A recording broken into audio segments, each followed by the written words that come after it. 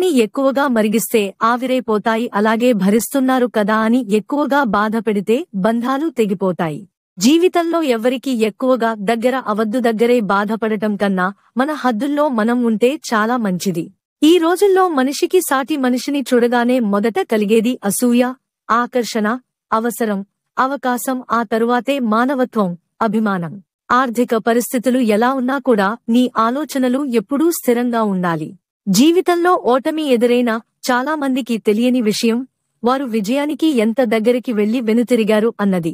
మనిషికి ఆరోగ్యం కన్నా ముఖ్యమైనది, విలువైనది ఏదీ లేదు. ఆరోగ్యం ఉంటేనే అన్నీ సంపాదించవచ్చు.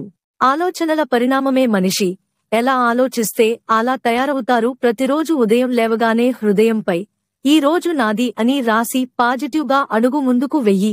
విజయం అందుకోనున్నా మంచి జ్ఞానాన్ని అందుకుంటావు.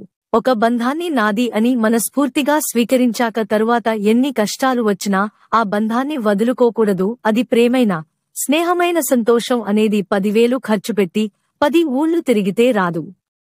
మన అనుకున్నవాళ్లతో 10 నిమిషాలైనా ప్రేమగా మాట్లాడితే నిజమైన సంతోషం దొరుకుతుంది.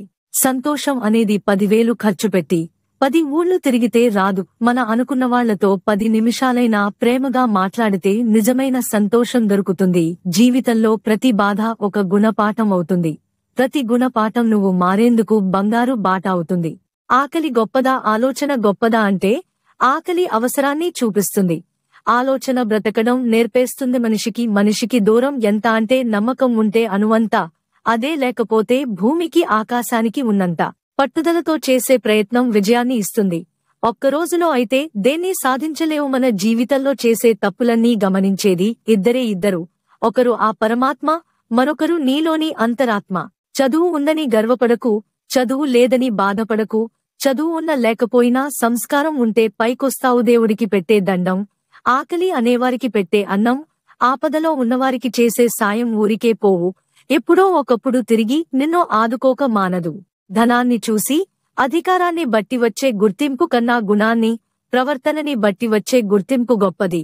గుణమే శాశ్వతంగా ఉంటుంది. మన మాటల మీదే మన జీవితాలు ఆధారపడి ఉన్నాయి. కాబట్టి సరిగ్గా మాట్లాడడం కోసం ఎంత శ్రమించినా తప్పు లేదు, నష్టం లేదు. సరిగ్గా మాట్లాడడం నేర్చుకోవడమే ఈ వ్యక్తిత్వ నిర్మాణంలో ముఖ్యమైన అంశం.